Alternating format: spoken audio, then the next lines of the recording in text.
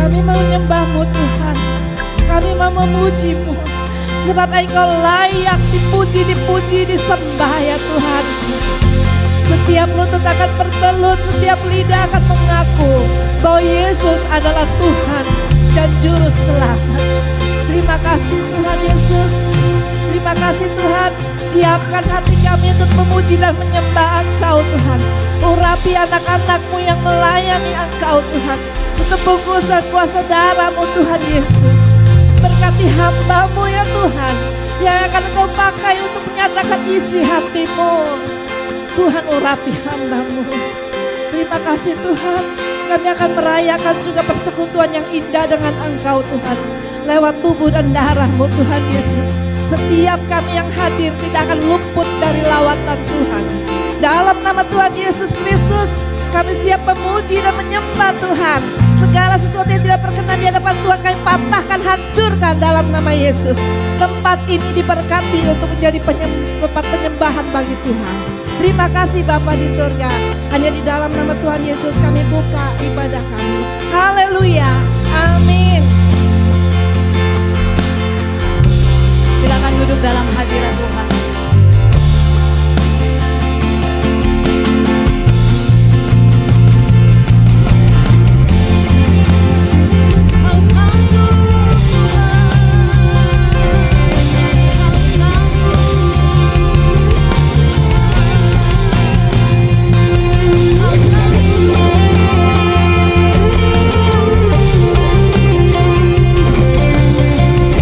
Deklarasi iman kami pagi ini.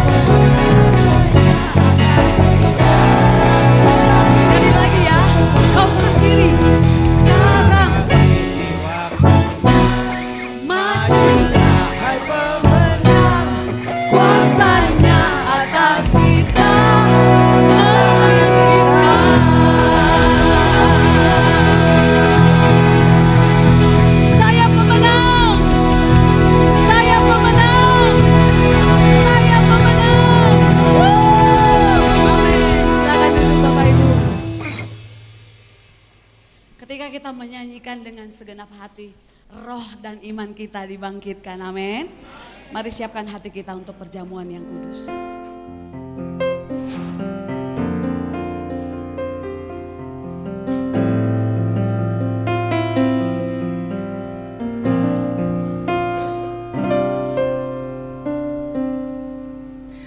Tak terukur kasih-Mu Yesus,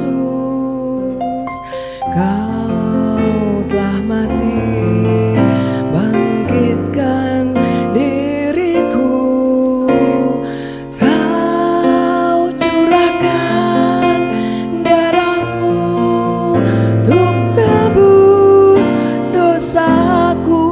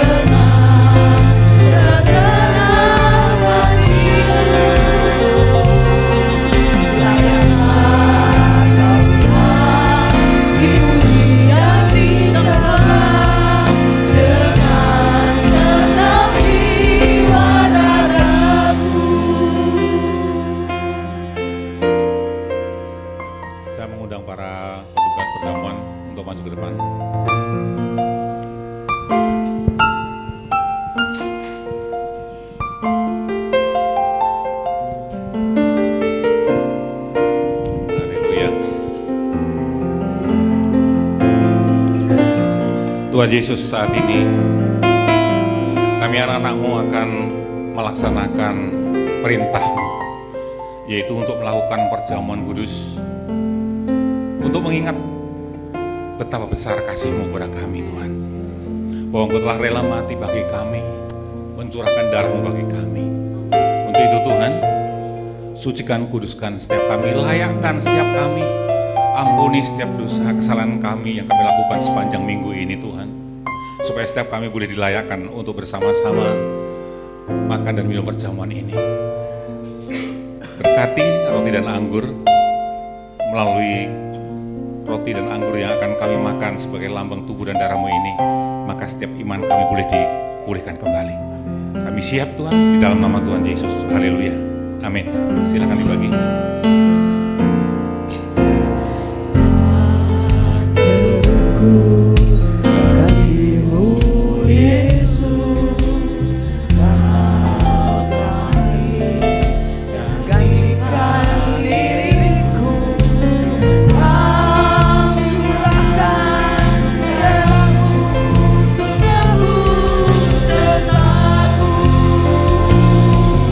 Layaklah Kau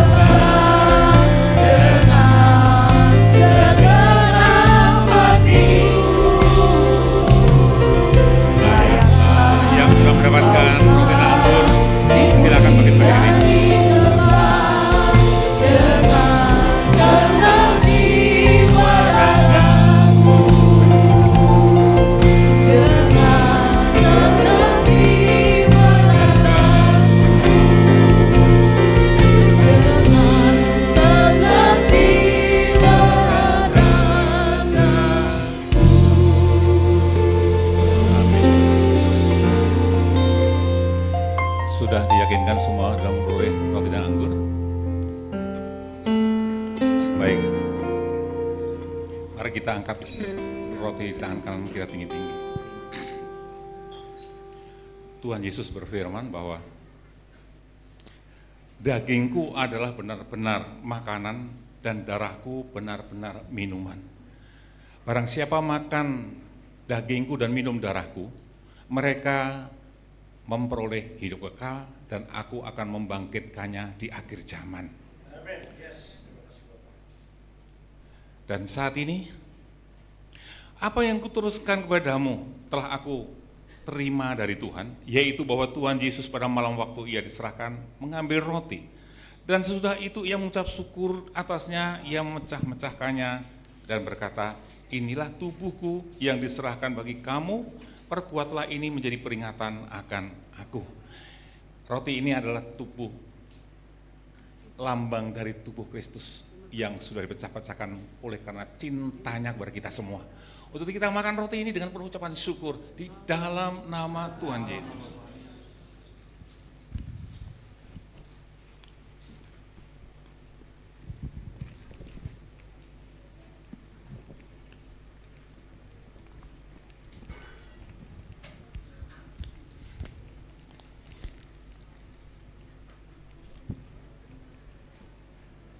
Kembali kita angkat cawan di tangan kanan kita tinggi-tinggi. Demikian juga ia mengambil cawan sesudah makan, lalu berkata, cawan ini adalah perjanjian baru yang dimeteraikan oleh darahku. Perbuatlah ini setiap kali kamu meminumnya menjadi peringatan akan aku. Anggur ini adalah lambang dari darah Yesus yang sudah dicurahkan bagi kita. Dan setiap kita yang percaya kepada pengorbanan Kristus, maka darah Yesus menyucikan, menguduskan kita semua, mengampuni dosa-dosa kita, dan memberikan jaminan keselamatan bagi kita semua. Untuk kita minum anggur ini dengan penuh ucapan syukur di dalam nama Tuhan Yesus. Haleluya.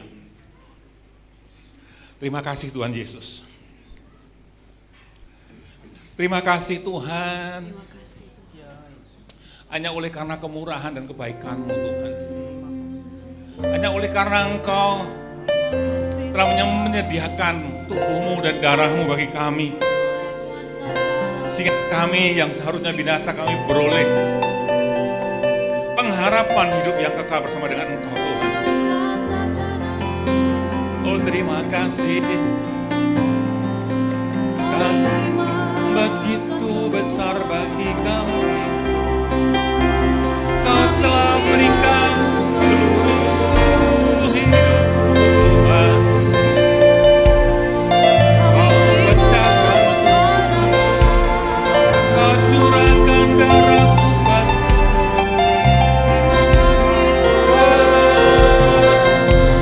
si Yesus.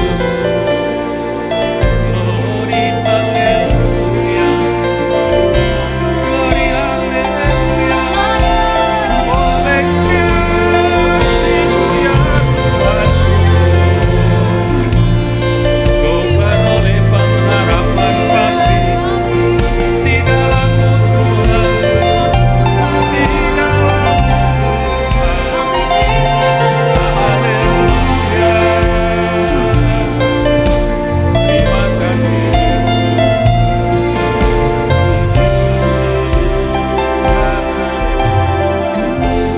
Haleluya. Terima kasih Tuhan. Kami menerima penebusan-Mu dengan iman kami Tuhan. Bahwa oleh karena kami percaya pada pengorbanan-Mu, maka kami beroleh pengampunan dosa. Kami beroleh pengampunan dosa, kami beroleh kesembuhan, kami beroleh pemulihan Tuhan. Kau telah pulihkan roh jiwa kami, Kau pulihkan tubuh kami Tuhan. Sehingga setiap kami yang datang dengan sakit penyakit kami pulang. Kami terima kesehatan yang daripada Engkau Tuhan. Terima kasih Tuhan. Biarlah ini menjadi iman kami. Di dalam nama Tuhan Yesus. Haleluya. Amin. Haleluya.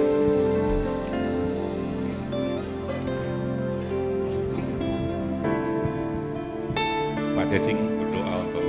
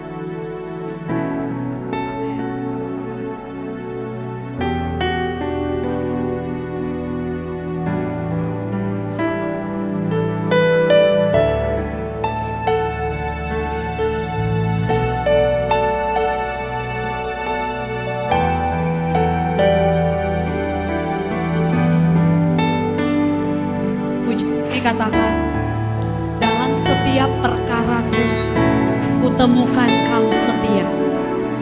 Tangan Tuhan memegang hidupku, tangan Tuhan menopangku. Tuhan sanggup buka jalan bagi semua yang percaya. Saudara, berapa banyak engkau izinkan Tuhan mengambil alih seluruh perkaramu? Mari datang hampiri Dia pagi hari ini. Wah, seluruh hidupmu, persoalanmu, pergumulanmu, Dia yang memegang kendali atas hidupmu.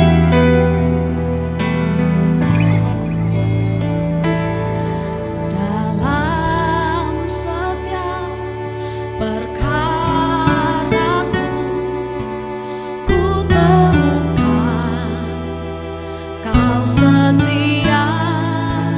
Tangan Tuhan memegang hidupku,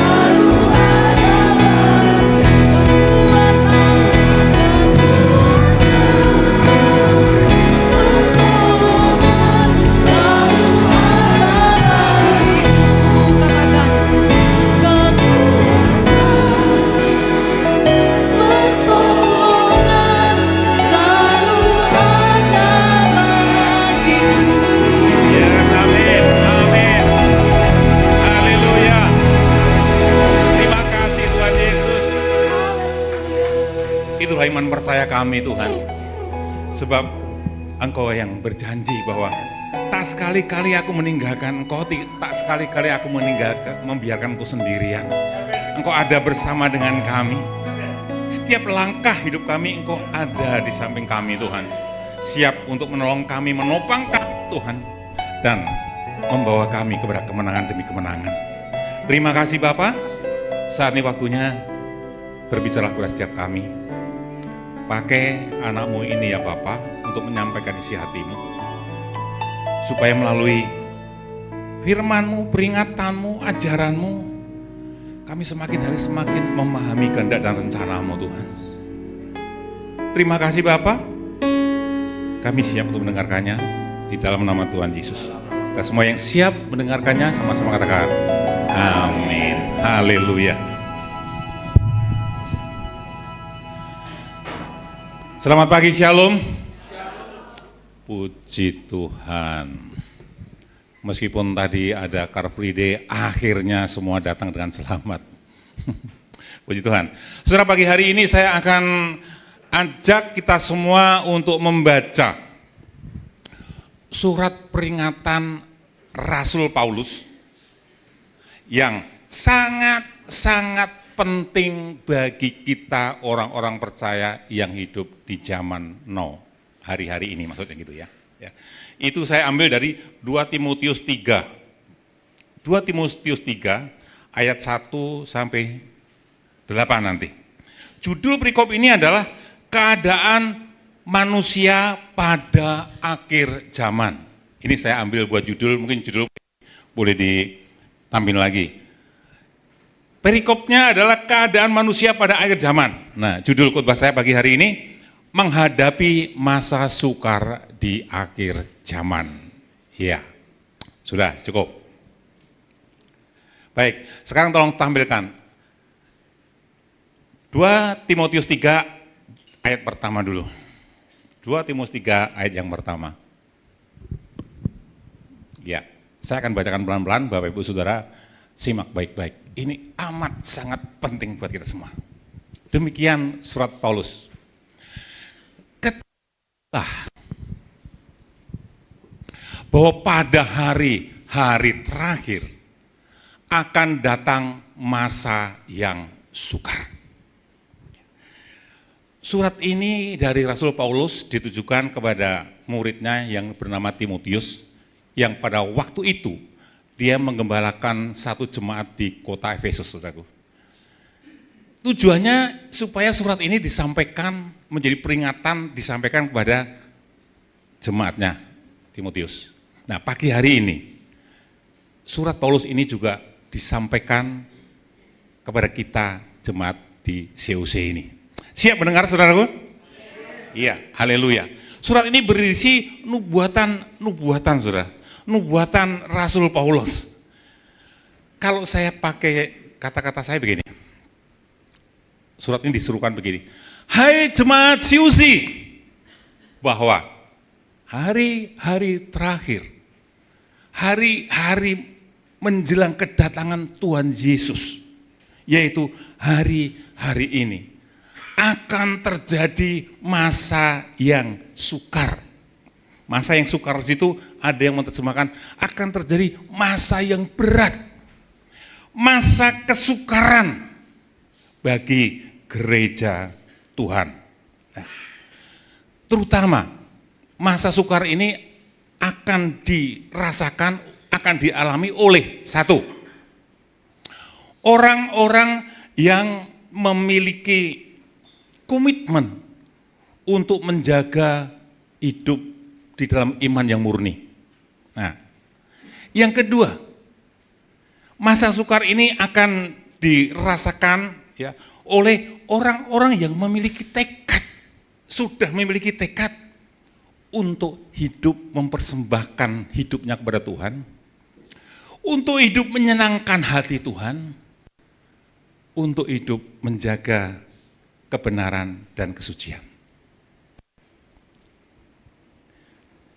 Kenapa orang-orang yang benar, orang-orang yang saleh ini, mereka akan merasakan masa-masa sukar di akhir-akhir ini?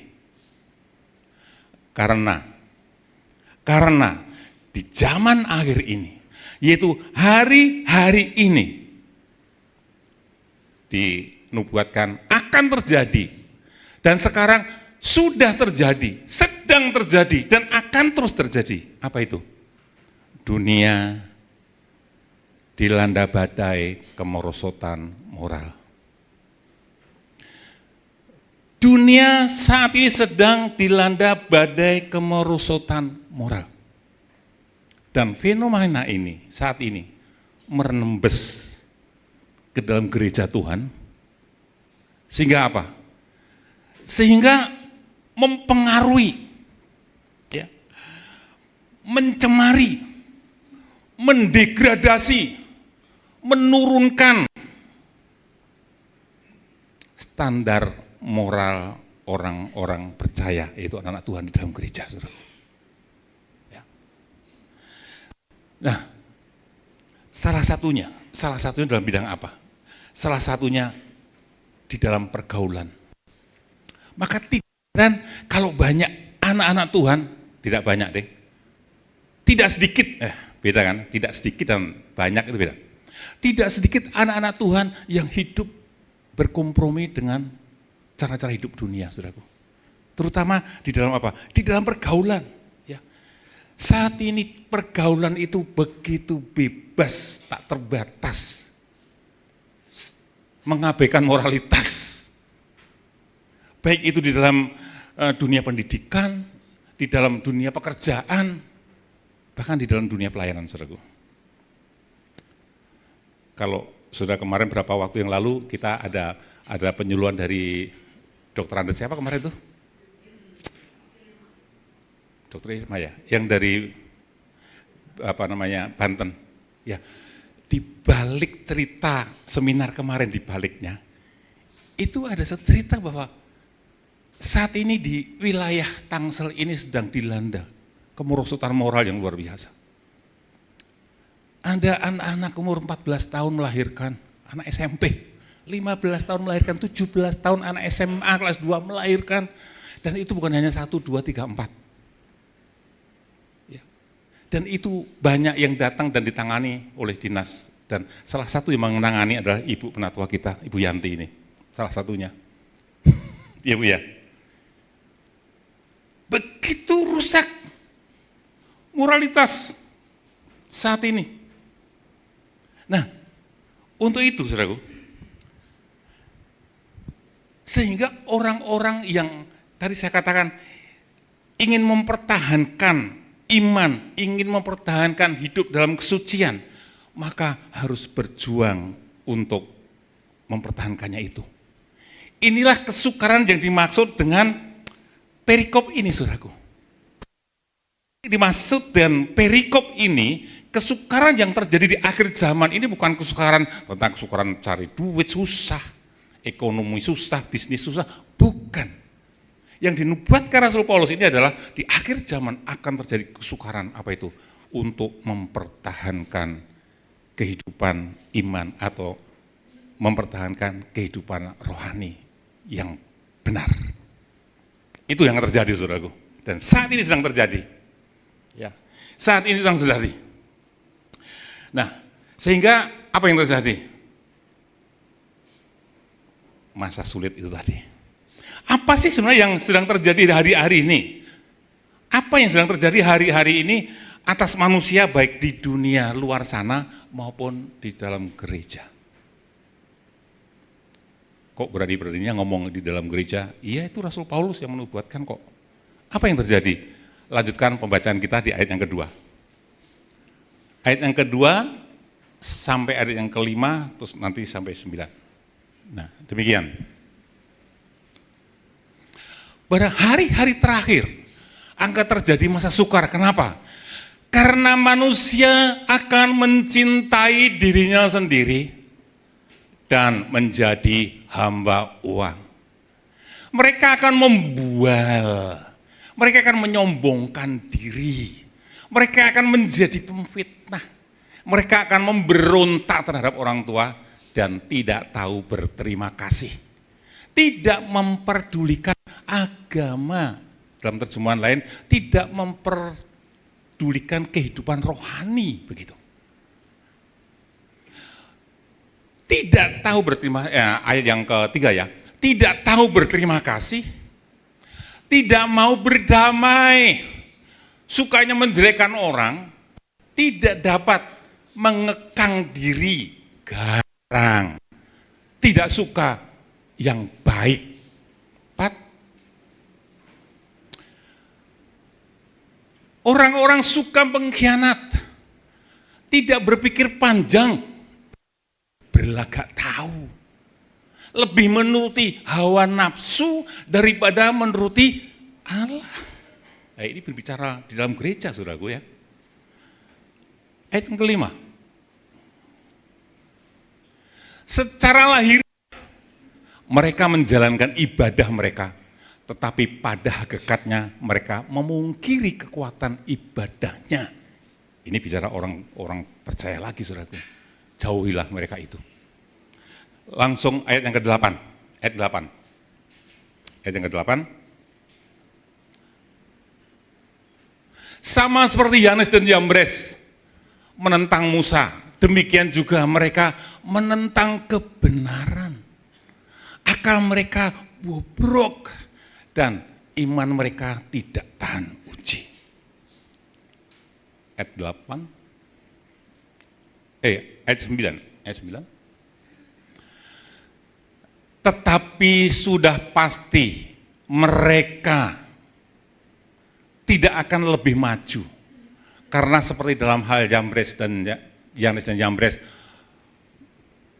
kebodohan, agak silau, kebodohan mereka pun akan nyata bagi semua orang. Ya, saudaraku, inilah yang akan terjadi waktu ditulis Paulus dulu, dan saat ini sedang terjadi dan akan terus terjadi.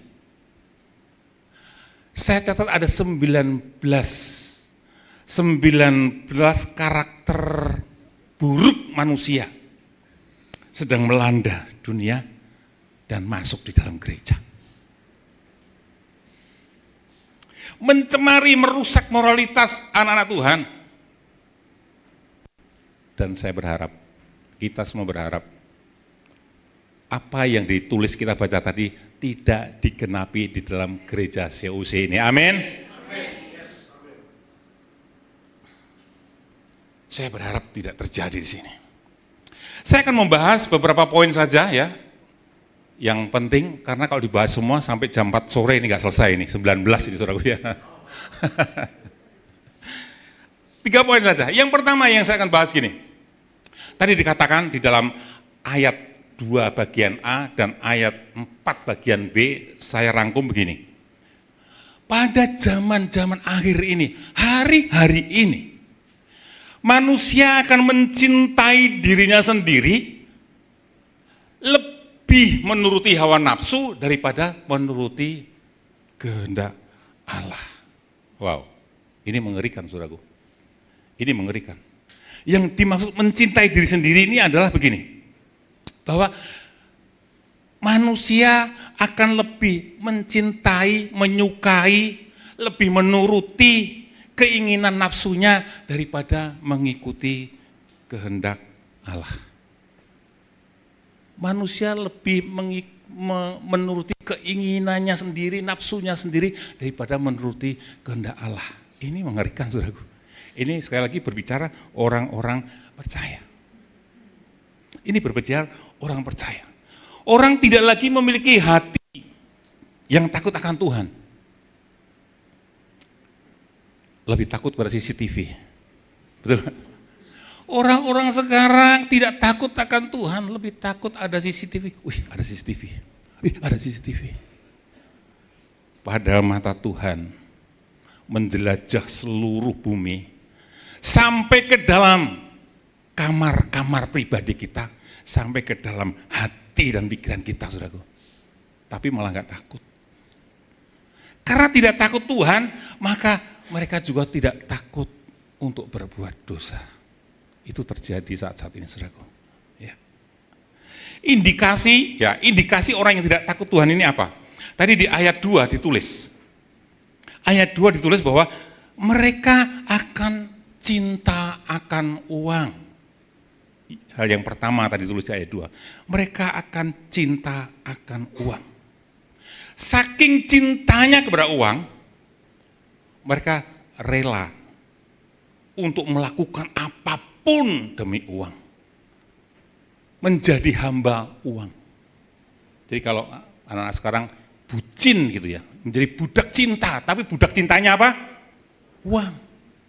Rela melakukan apa saja untuk mendapatkan keinginannya, untuk mendapatkan uang itu.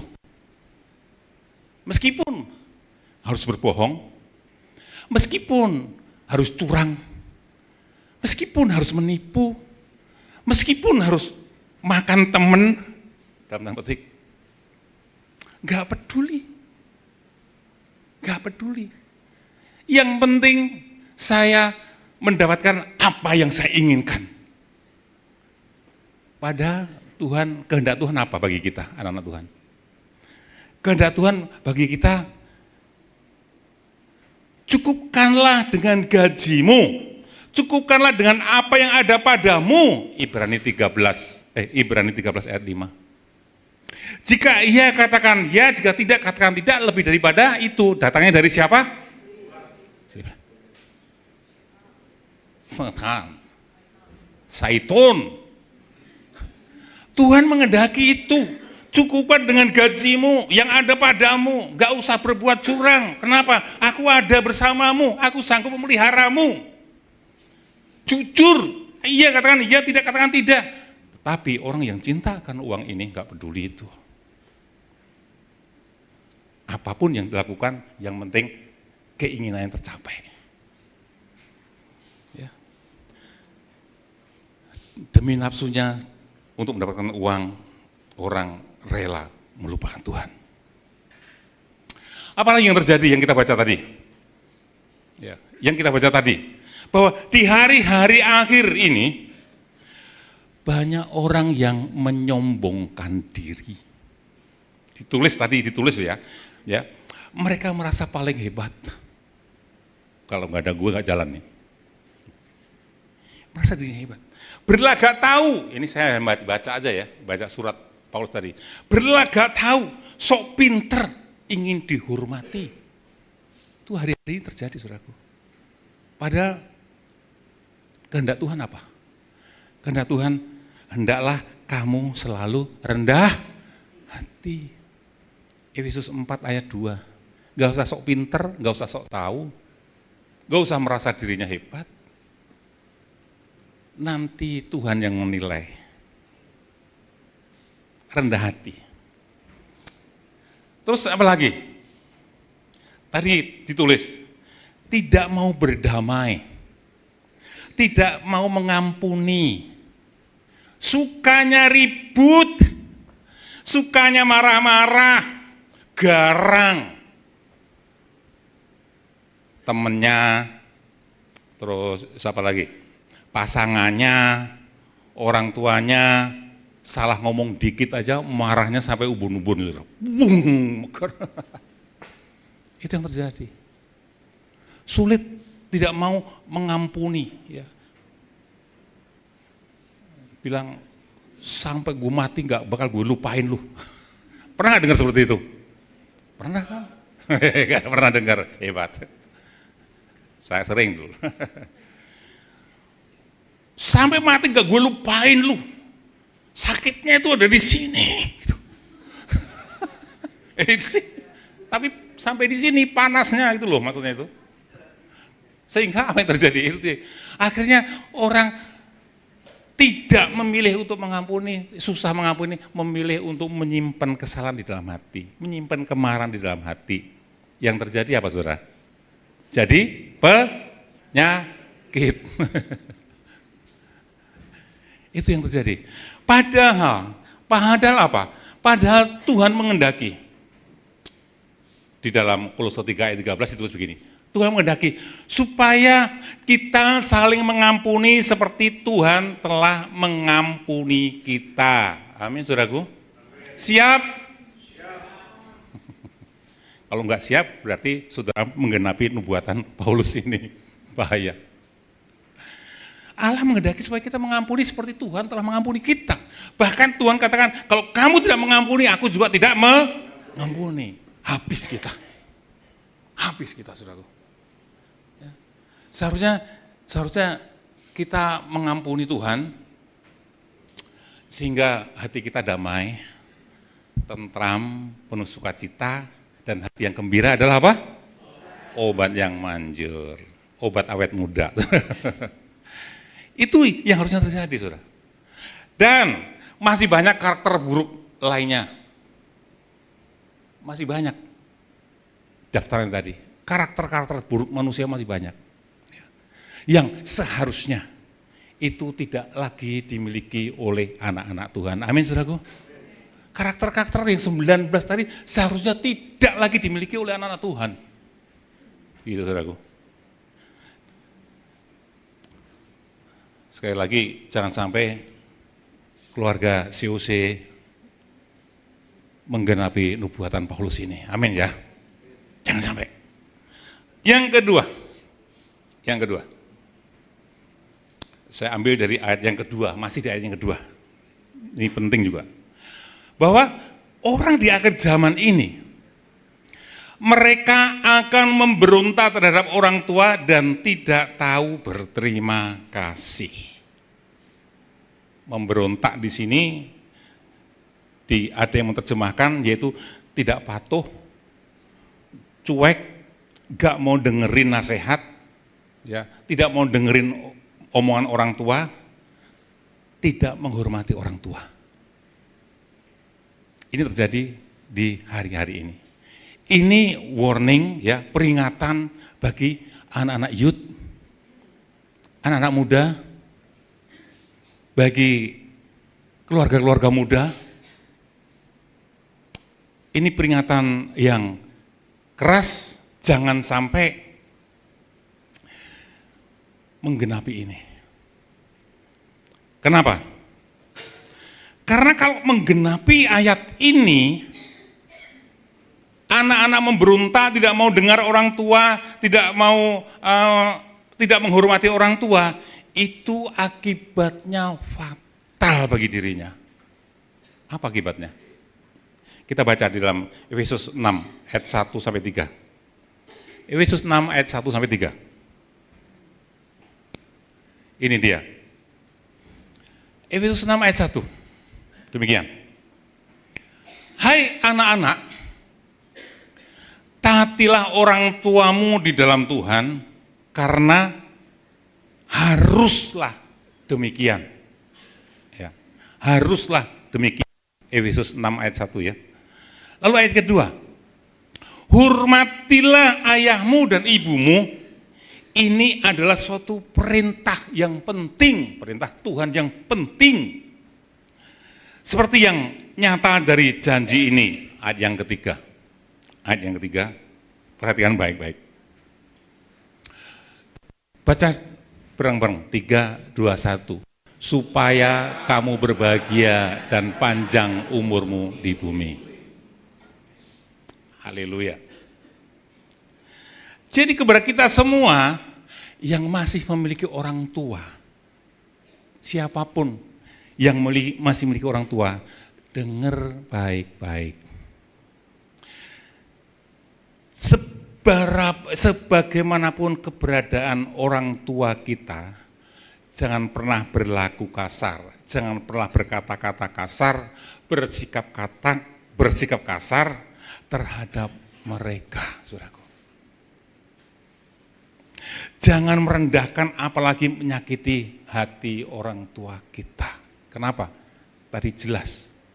Akibatnya adalah kalau dibalik, kalau yang menghormati orang tua bahagia hidupnya dan panjang umurnya, betul? Kalau orang yang berlaku tidak hormat, menyakiti orang tua, sebaliknya pendek umurmu, sengsara hidupmu. Itu kata firman Tuhan loh. Bukan kata saya loh. Karena di firman Tuhan, kita percaya, kita tidak percaya, akan terjadi seperti yang tertulis. Ya, akan terjadi seperti yang tertulis ini. Beberapa waktu yang lalu Bu Lis pernah cerita, habis belanja kalau salah ya, habis belanja di warung terus cerita.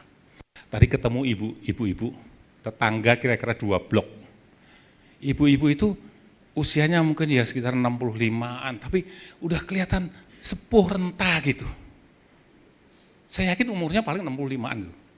Di sini 80 masih keren-keren, amin. 70-80 masih wah.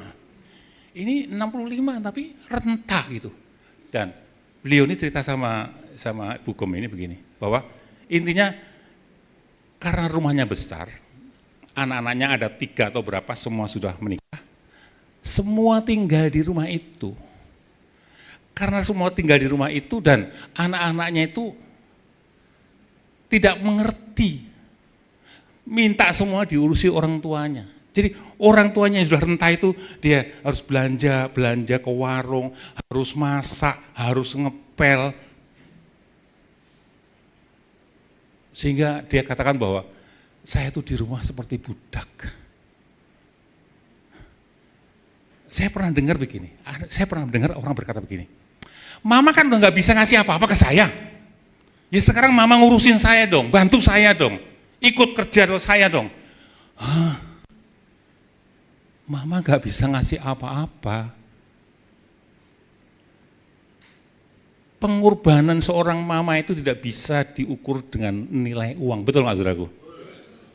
Emangnya dianya lahir dari printer, begitu jebret langsung bisa kerja? Kagak toh. Cenger, mamanya nyuapin, gantiin popok, kalau sakit malam nggak tidur, masih harus masak, masih harus ngurusin kakak-kakaknya yang punya kakak, harus mengurusi suaminya. Sampai teler-teler, itu pengorbanan mama. Ada orang yang berani, mama gak bisa ngasih apa-apa saya, kerjain punya saya. Aduh, bahaya. Bahaya. Saya katakan ibu-ibu tadi, ibu-ibu yang kalau orang Jawa bilang grantes gitu ya. Orang ibu-ibu yang sakit hati tadi. Kalau dia orang Kristen, itu anak-anaknya kena itu. Kena itu. Kenapa? Karena keluarga saya ada, saya pernah cerita kalau salah saya. Keluarga saya ada yang kena loh. Saya keluarga 7 orang. Semuanya menghargai, menghormati orang tua, terutama ibu. Itu saya ngajari adik-adik saya. Tapi ada 1 anak adik saya yang berani sama ibu saya. Berani kasar sama, berani ngomelin ibu saya. Berani bantah ibu saya. Ibu gak usah nasihatin aku. Ibu itu bodoh, gak lulus SD, saya lulus S2, lebih pinter, gak usah nasihatin. Waduh. Dan apa yang terjadi, saudaraku? Firman ini digenapi loh. Pendek umurnya, tidak bahagia hidupnya. Secara materi berhasil, dia terakhir sebagai pejabat, sebagai kepala lapas. Di Purwokerto kepala lapas. Iya tahu sendiri kepala lapas seperti apa keadaannya. Secara materi, wah, tapi kehidupan keluarganya tidak bahagia. Dan meninggal di usia 46, masih sangat muda. Yang lebih menyedihkan lagi, saudaraku, ketika adik saya meninggal, anaknya nomor 2 yang masih SMP, dia bilang sama kakaknya, ponakan saya yang ketua, Mbak, aku tuh sebenarnya udah pengen mateni papa loh, tapi udah mati duluan. Anak SMP, dia udah pengen membunuh papanya, papaku mati duluan katanya.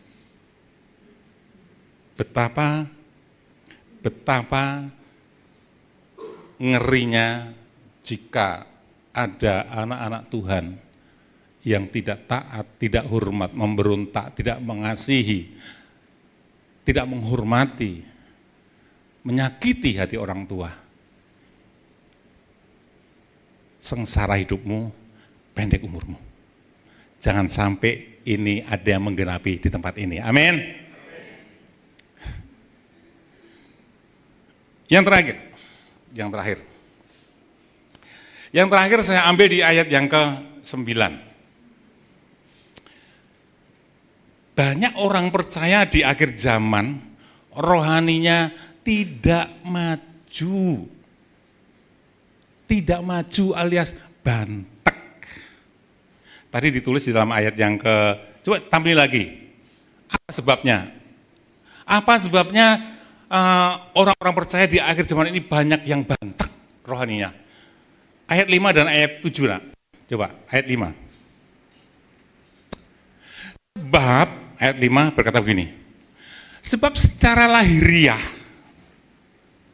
mereka menjalankan ibadah mereka, tetapi pada hakikatnya mereka memungkiri kekuatannya.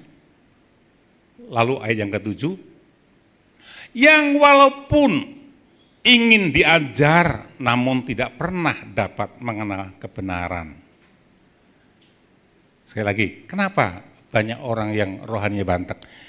Karena banyak orang di akhir zaman ini menjadikan kekristenan hanya sekedar agama. Ibadah hanya sekedar kewajiban, rutinitas. Berdoa sebagai kewajiban. Katanya orang Kristen harus berdoa, harus baca firman, harus ibadah. Kalau enggak dilakukan rasanya kok ada yang kurang. Itu hanya agamawi. Itu hanya agamawi. Sehingga apa yang terjadi? Meskipun senang mendengarkan khotbah, meskipun senang mendengarkan pengajaran, tetapi tidak mengubah apapun. Tidak mengubah apapun. Rohaninya tidak maju-maju. Tidak mengalami perubahan. Sebagaimana mestinya pengikut Kristus. Kenapa? Itu tadi. Kekristenan hanya dibuat sebatas agama. Yang harus terjadi apa? Ya, ini tadi yang disebut bahwa yang disebut dalam firman tadi, orang-orang seperti itu menjalankan ibadah, tetapi pada hakikatnya memungkiri kekuatan ibadah itu. Kekuatan ibadah itu apa sih? Kekuatan ibadah itu mengubah hidup kita. Amin, saudara. Kekuatan sebuah ibadah itu mengubah hidup kita. Gitu. Jadi orang-orang seperti itu, rohaninya tidak maju. Jadi jangan heran kalau melihat orang-orang yang rajin di gereja, pelayanan di gereja, tapi di luar sana kelakuannya tidak berbeda dengan orang-orang dunia. Jangan heran, sudah dibuatkan dan terjadi. Sudah terjadi. Dan sekali lagi, jangan sampai keluarga kita menggenapi ini, amin. Sudah pernah lihat gak contoh-contoh daripada orang ini tadi?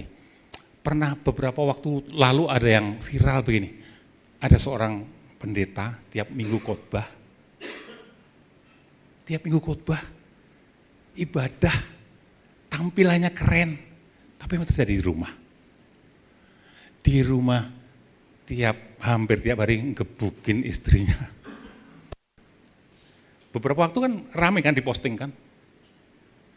Yang diposting itu adalah CCTV ketika ibu itu digebukin, ibu itu dijadikan sansak, apa itu?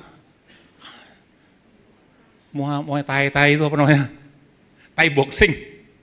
Ibunya, istrinya dijadikan Thai boxing, sansak Thai boxing.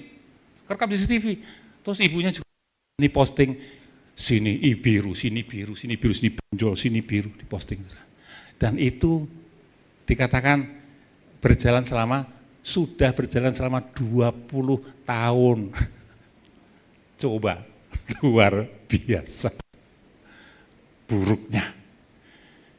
Itu bukti bahwa nubuatan Rasul Paulus itu benar-benar terjadi, sedang terjadi, dan akan terus terjadi. Seharusnya yang terjadi bagi kita orang percaya itu bagaimana, saudara? Seharusnya yang terjadi bagi kita orang percaya adalah menjadikan kekristenan sebagai gaya hidup, bukan hanya sekedar agama. menjadikan kekristenan sebagai gaya hidup, yaitu hidup sebagaimana Kristus telah hidup. Yohanes 2, 1 Yohanes 2 ayat yang ke-6. Jika kita mengaku ada dalam Kristus, kita wajib hidup sama seperti Kristus telah hidup. Inilah kekristenan, saudara. Kekristenan adalah kehidupan seperti Kristus. Itu harus terjadi, saudara, pada kita, saudara. Sehingga semakin hari semakin bertumbuh di dalam segala hal ke arah Kristus. Menghasilkan buah-buah karakter Kristus yang bisa dilihat, dirasakan, dan membawa dampak bagi orang di sekitar kita. Itulah yang harus terjadi. Amin, saudaraku. Itulah yang mendasari tema ultah kita besok. Minggu besok jangan lupa ya, semua hadir, dandan yang cakep, pakai baju yang warna-warni, kita ulang tahun. Yang ketiga. Inilah yang mendasari tema ulang tahun kita yang ketiga besok. Saya mendapatkan rema dari Tuhan yang berlawanan dengan ayat yang ke-9 tadi. Ayat 9 tadi mengatakan bahwa kehidupan rohaninya tidak maju. Tapi saya dapatkan yang kebalikan. 1 Timotius 4, saya spill dikit ya, 1 Timotius 4 ayat 13 dan 15, tolong nak. Ini yang saya dapat di dalam tema ulang tahun ini. Ya, sementara itu sampai aku datang, bertekunlah dalam membaca kitab-kitab suci dan membangun dan dalam mengajar. Artinya tekun dalam membaca kitab suci, berakar di dalam firman kebenaran. Lalu dan membangun, artinya apa? Bertumbuh. Ayat yang 15.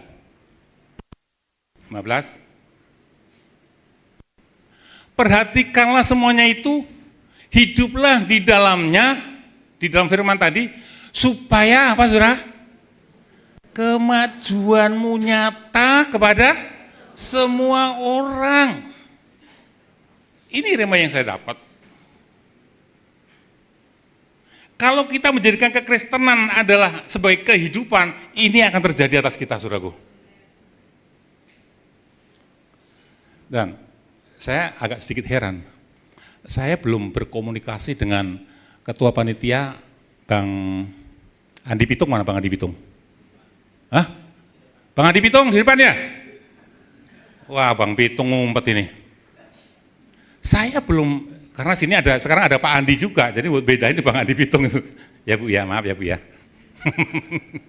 Karena kemarin menang lomba pakaian pitung, saudara, Pak Andi Pitung. Saya belum berhubungan, belum berkomunikasi dengan Pak Andi. Tiba-tiba Pak Andi mengajukan dengan ini, mengajukan temanya apa?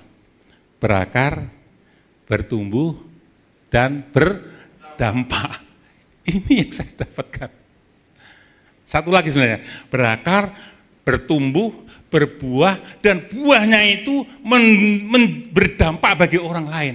Tapi disingkat berakar, bertumbuh, dan berdampak. Gitu Bu ya. Ya, artinya Pak dan Ibu panitia ini sehati dengan saya, mendapat rema yang sama dengan saya. Tepuk tangan buat Tuhan kita.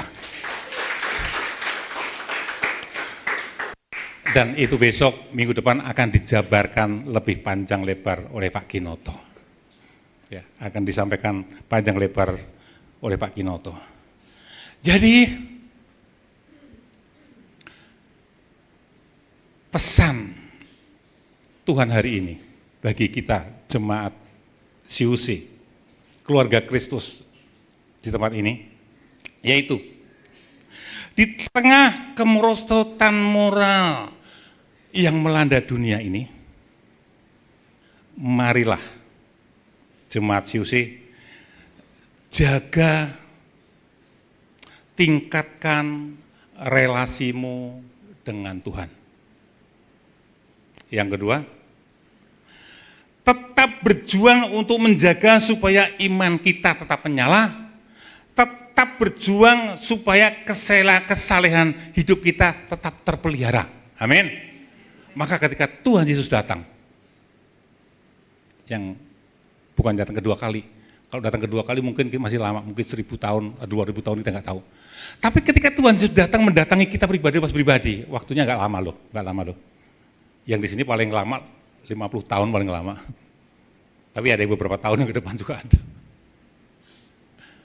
Ketika Tuhan Yesus mendatangi kita pribadi, maka saudara dan saya didapati sebagai orang-orang yang menang. Amin.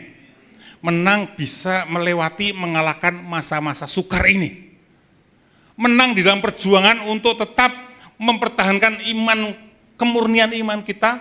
Kita menang terhadap perjuangan untuk kita mempertahankan hidup benar di hadapan Tuhan. Dan menang, berhasil untuk mempersembahkan kita untuk menyenangkan hati Tuhan. Ketika itu terjadi, maka seperti janji Tuhan, kita akan menjadi orang-orang yang berbahagia bersama dengan Tuhan Yesus. Amin, saudaraku. Tapi yang didapati, tidak berjuang di akhir-akhir zaman ini, saya takut. Apa? Takut dipisahkan, orang-orang itu dipisahkan sebagai ilalang yang buahnya tidak bisa dimakan, tidak bisa dinikmati oleh Tuhan. Tapi kita yang berjuang bersama dengan Tuhan, dan kita percaya bersama Tuhan kita akan bisa melewati dan kita menang. Amin, saudaraku.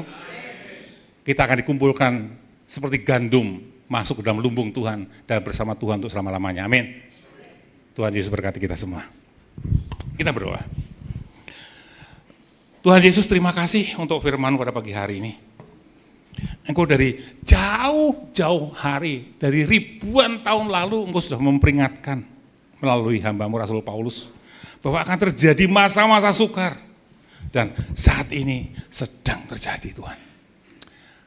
Terima kasih Tuhan, supaya setiap kami anak-anak-Mu waspada, hidup waspada, terus membentengin diri kami dengan iman dan firman, sehingga kami tidak masuk, tidak terseret di dalam kemerosotan moral dunia ini, Tuhan. Tetapi kami sebagai anak-anak-Mu, Tuhan, kami tetap berpegang teguh pada kebenaran. Kami tetap dapat hidup benar. Kami tetap mempertahankan iman kami. Dan itu akan dapat terjadi ketika kami semakin dekat kepada Engkau saja. Terima kasih Tuhan, aku berdoa untuk keluarga Kristus di tempat ini, Tuhan. Seperti yang Engkau kehendaki, supaya keluarga Kristus ini menjadi keluarga yang memiliki kesaksian Kristus, yang berakar, bertumbuh, berbuah, dan buahnya bisa dinikmatin oleh orang sekeliling kami, sehingga orang-orang sekeliling kami boleh melihat perbuatan yang baik melalui hidup kami, dan mereka melihat Kristus yang ada di dalam hidup kami, sehingga nama-Mu dipermuliakan, Tuhan. Terima kasih Tuhan. Firman yang keras, peringatan yang keras, ini sebagai bukti bahwa Engkau mengasihi kami. Engkau tidak menghendaki satu pun di antara kami terhilang. Oh, terima kasih Tuhan Yesus. Terima kasih Bapa. Kita naikkan satu pujian. Bersamamu Bapa.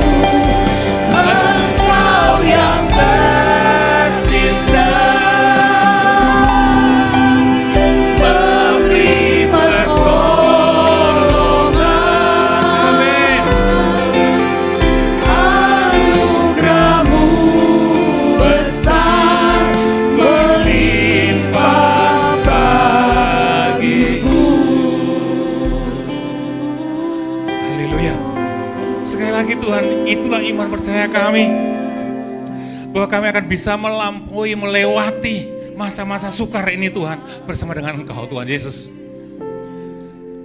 Waktu itu jangan biarkan kami jauh daripada Engkau. Tegur ketika kami mulai melenceng, ketika kami sudah mulai menjauh Tuhan, tarik kami kembali itu, dekat kembali dengan Engkau Tuhan. Karena di dalam Engkau kami akan mampu melewati, kami akan menang. Biarlah semua ketika kami menang nanti, semua kami kembalikan bagi kemuliaan nama-Mu. Karena semua hanya oleh karena Engkau, kepada Engkau segala kemuliaan hanya bagi Engkau. Di dalam nama Tuhan Yesus. Haleluya. Amin. Tuhan berkati kita semua. Haleluya. Silakan duduk Bapak Ibu. Saya percaya setiap kita diberkati, amin. Terima kasih buat Bapak Gembala yang sudah menyampaikan firman Tuhan. Kita yakin dan percaya bahwa setiap ibadah yang kita kerjakan mengandung janji, amin. Mari siapkan hati kita untuk persembahan. Saya panggil dengan kasih Bapak Julius akan berdoa untuk persembahan kita.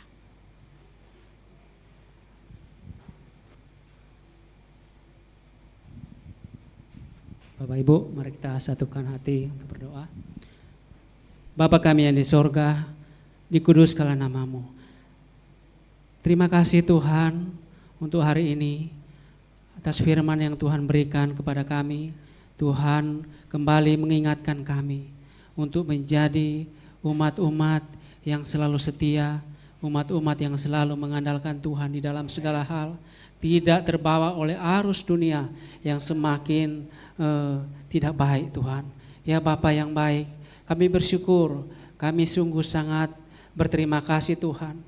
Kami ada hingga hari ini semua karena kemurahan Tuhan, semua karena kebaikan Tuhan, sehingga kami selalu Tuhan tuntun di jalan Tuhan yang penuh cinta dan kasih. Terima kasih Tuhan untuk firman-Mu hari ini. Engkau yang memakai hamba-Mu ini lebih lagi Bapa, sebagai gembala kami Tuhan di tempat ini. Tuhan memberkati dengan kesehatan yang terbaik, sehingga dimanapun hamba-Mu melayani selalu dibuat berhasil dan sukses. Bahkan banyak jiwa-jiwa, banyak umat-umat Tuhan yang semakin diteguhkan imannya untuk mengikut Tuhan lebih lagi. Terima kasih Bapa yang baik. Kami akan memberikan persembahan ya Tuhan. Berkati kami semua yang sudah siap Tuhan untuk memberkati. Berkati setiap kami yang bekerja supaya kami berhasil dalam seluruh pekerjaan kami. Berkati setiap keluarga-keluarga kami semuanya ya Tuhan, supaya kami selalu berbahagia Tuhan. Terima kasih Bapa, kami siap memberi. Di dalam nama Tuhan Yesus kami berdoa. Haleluya, amin. Selamat memberi, Tuhan Yesus memberkati.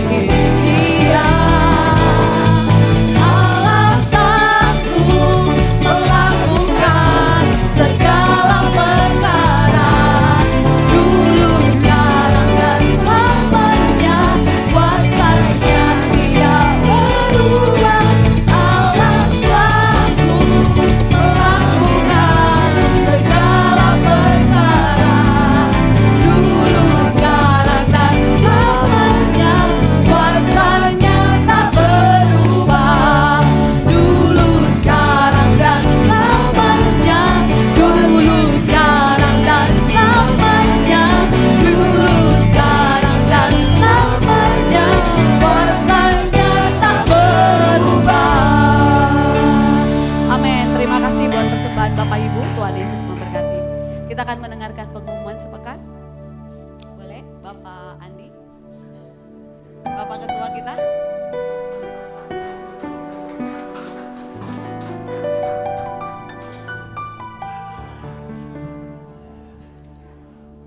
Shalom keluarga Awet. Lukas yang saya kasihi. Dengan berat hati saya sebagai panitia dengan ini mengumumkan di jam 10.31 ini bahwa ini adalah pengumuman saya yang terakhir. Karena minggu depan kita udah merayakan ulang tahun yang ketiga. Mana? Oh iya. Jangan lupa ya, saudara sekalian, Bapak Ibu, untuk menghadiri tanggal 9, dress code-nya udah dikasih clue-nya tuh di bendera ini nih, merah, warna-warni ya, oke? Ya seperti yang tadi Pak Gembala yang sebutkan, kita harus berdampak,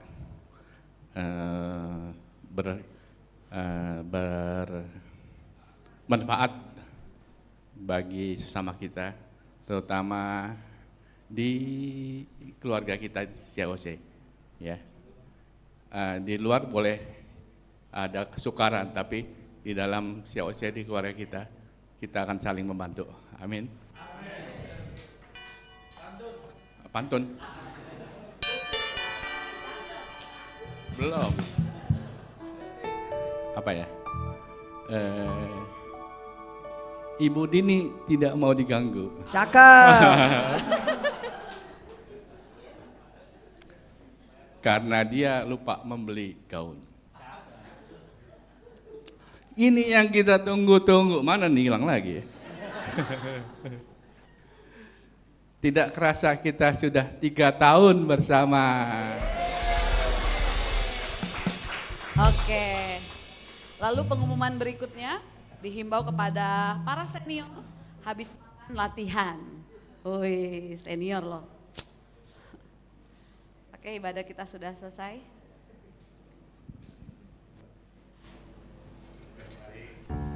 Mari kita bangkit berdiri, kita akhiri ibadah kita pada pagi hari ini. Haleluya.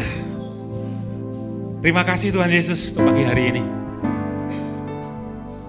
Engkau hadir di tempat ini, Engkau menyatakan isi hatimu melalui anakmu ini.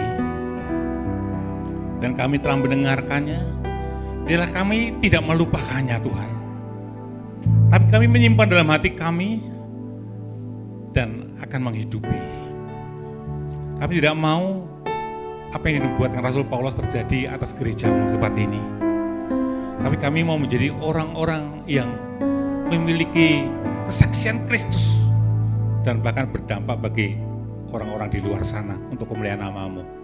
Sebentar kami akan akhiri ibadah kami dan sebentar juga kami akan berfellowship di luar sana. Sucikan, guruskan makanan yang sudah tersedia supaya melalui makanan itu tubuh setiap kami boleh ditambah sehat lagi. Berkati dengan berlimpah tangan-tangan yang menyediakannya dengan berkat yang berlimpah juga. Jemaat dikasih Kristus, ibadah sudah selesai. Mari kita angkat tangan di depan Tuhan. Ibadah sudah selesai. Terimalah berkat dari Allah Bapa, pemeliharaannya yang senantiasa. Dia berjanji tidak pernah meninggalkan kita. Dan kasih Tuhan, dia terus menyala di dalam hati kita. Semakin hari semakin menyala, semakin kuat. Sehingga tidak mudah untuk dipadamkan oleh karakter-karakter dunia yang semakin rusak ini. Dan Roh Kudus yang akan memberikan kekuatan kemampuan kepada kita untuk tetap hidup di dalam kemurnian iman kita dan tetap berjuang untuk hidup benar dan saleh di hadapan Tuhan. Sehingga setiap kita boleh menyenangkan hati Tuhan melalui kehidupan Tuhan oleh karena pertolongan Tuhan.